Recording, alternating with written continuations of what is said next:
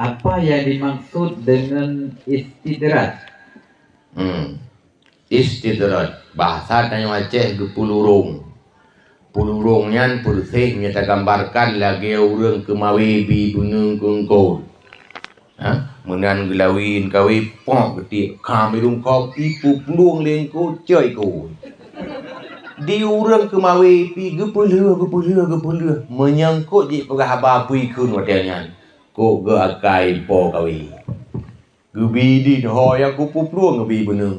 Rupanya gebi benung nyak timban ong gerintah. Maka siga ke gebi benung nyak pah ong gerintah. Sama cik lagi tanya, tuga dalam bung nyak timban ong reut. Tuga tak dalam bung ko pu nyak meung ong reut. Maka Allah Ta'ala siga gulambung tanya kepuat ente reut nyak jerai.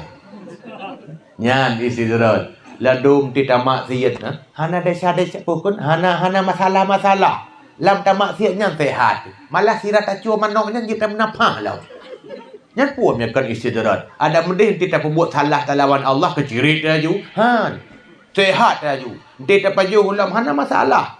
Padahal yang kepajuhnya gok pajuh cirik tajuhan yang istidraj kupu agar kita terus enak dalam maksiat. Orang seperti itu lebih bahaya daripada orang yang sekali maksiat langsung ditegur oleh Allah Ta'ala. Sekali orang kadang-kadang tiga sekali ke Medina laju ibu drop hana pun susah pakon kang tutupnya.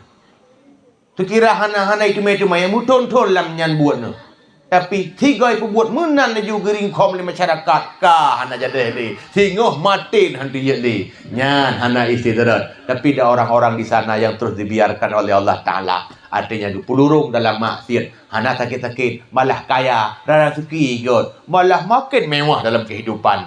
Tunggu Allah rinta lagi apa kawi rinta untuk ibu perumpun.